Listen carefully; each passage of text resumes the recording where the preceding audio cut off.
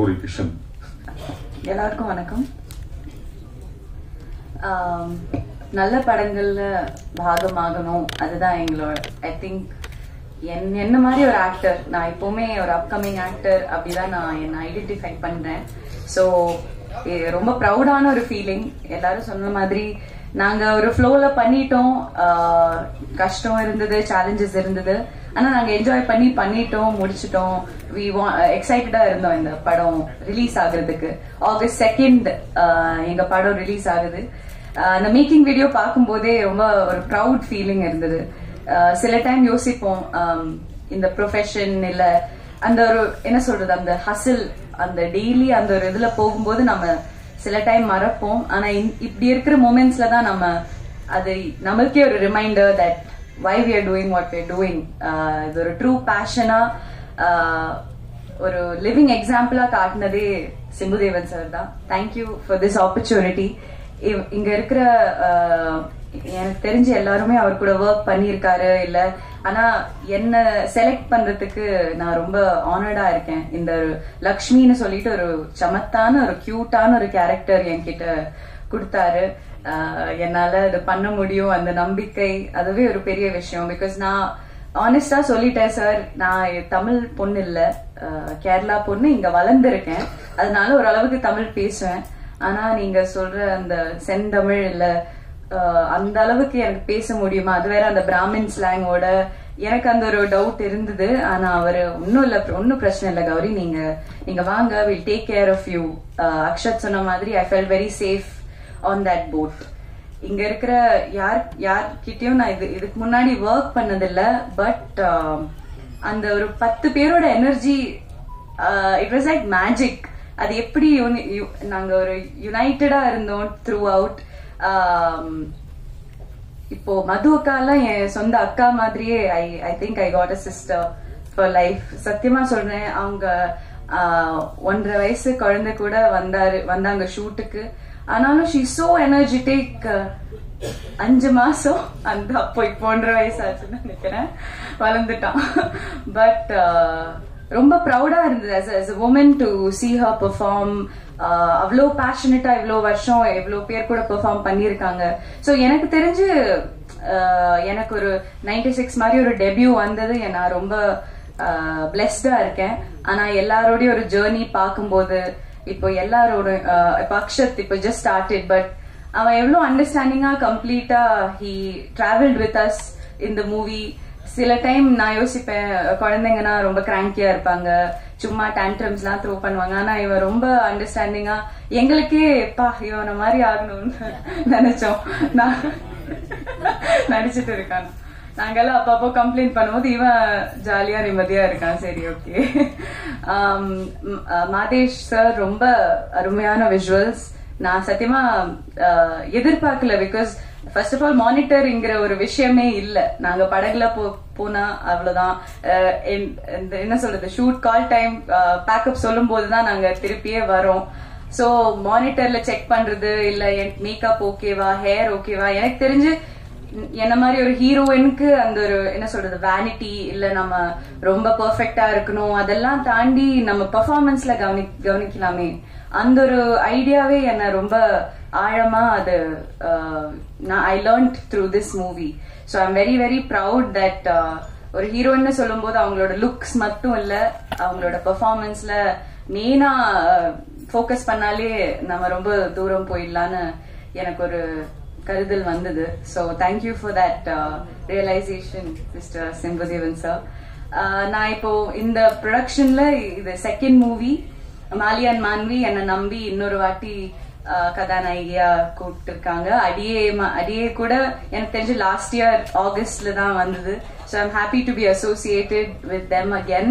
எப்பவுமே ஒரு it's very enjoyable experience. Prem sir is a lovely person. அவர் கூட இன்னும் இந்த இண்டஸ்ட்ரிக்கே ஒரு நல்ல ப்ரொடியூசரா வரணும்னு I really wish from the bottom of my heart.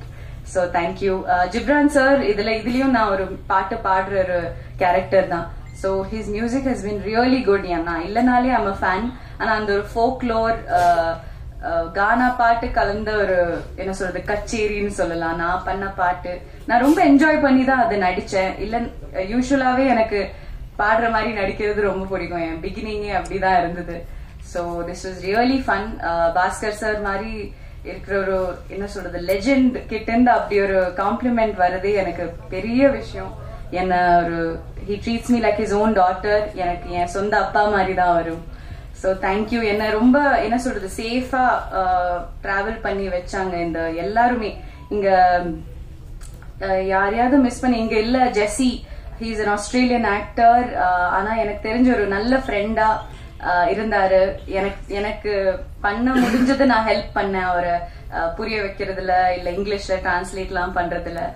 கொலைப்புள்ளி Leela ma'am மலையாளத்துல நாங்க வைப் பண்ணோம். யோகி பாபு சார ரொம்ப மிஸ் பண்றோம் இன்னைக்கு. நான் அவர் கூட கர்ணனுக்கு அப்புறம் பண்ண படம் போட். எப்பவுமே ஜாலியா இருப்பாரு. எப்பவுமே அவர் கூட நடிக்கிறது ரொம்ப ஈஸியா இருக்கும்.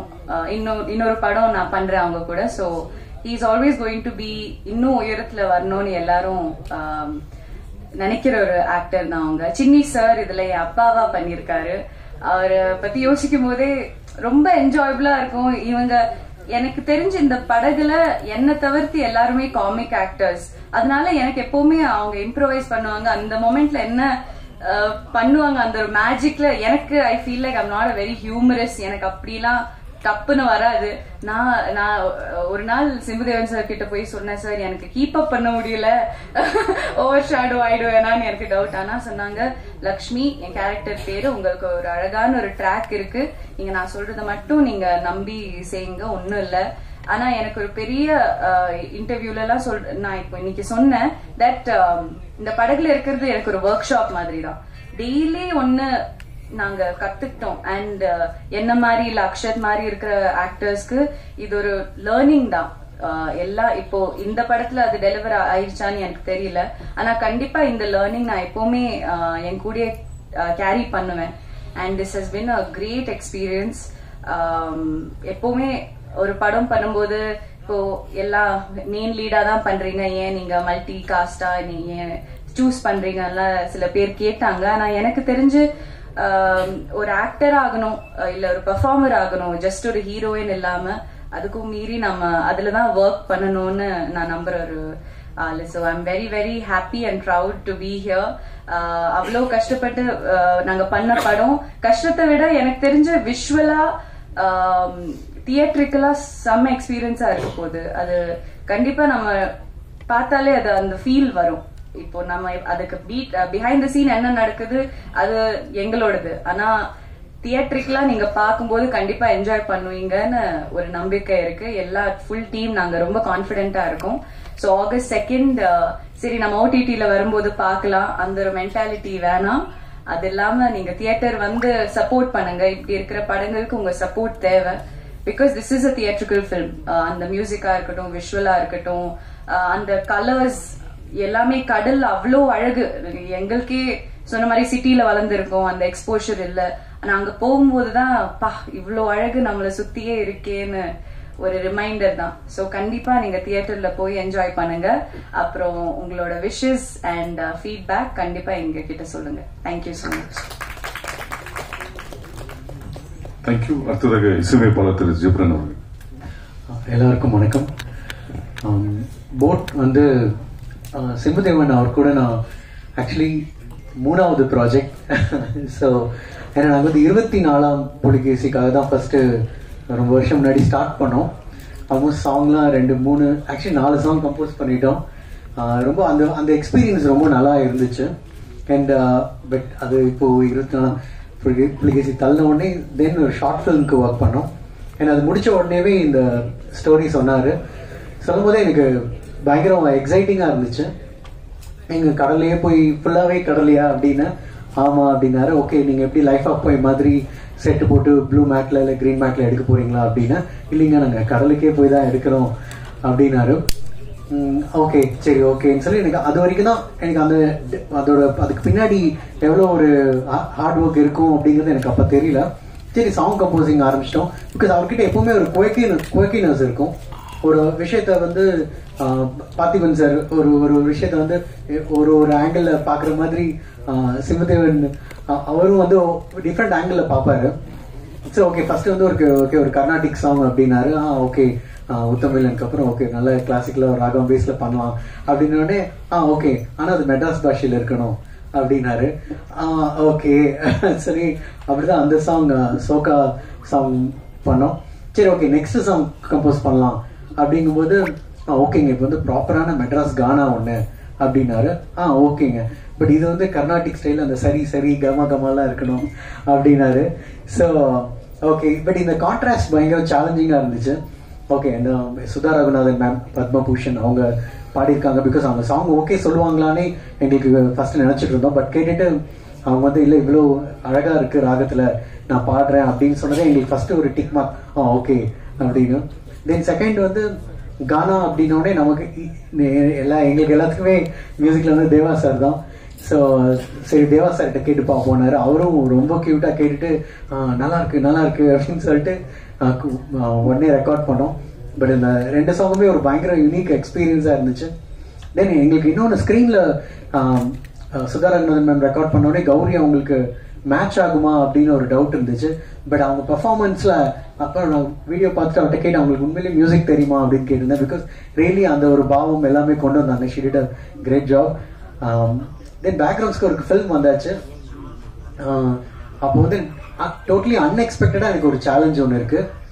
ஃபர்ஸ்ட் ரீல்ல ஒரு 10 மினிட்ஸ்க்கு அப்புறம் லேண்ட்ல இருந்து கடலுக்கு போயிடுவாங்க. அப்புறம் லாஸ்ட் ஒரு 10 மினிட்ஸ் மறுபடியும் கடல்ல இருந்து லேண்டுக்கு வந்துருவாங்க. மீதி 4-5 ரீல் ஃபுல்லாவே கடல்லே இருக்கும்.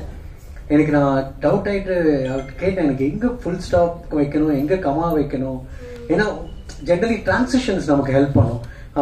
திடீர்னு அட்லீஸ்ட் ஒரு காராவது நடுவில் போகும் இல்லாட்டினா வேற ஒரு லொகேஷன் சேஞ்ச் இருக்கும். எனக்கு அது வந்து ஃபர்ஸ்ட் ரொம்ப எங்க ஆரம்பிக்கிறது எங்க முடிக்கிறது மியூசிக்க, ஏன்னா எமோஷன்ஸ் ரன் ஆகிட்டே இருக்கும்.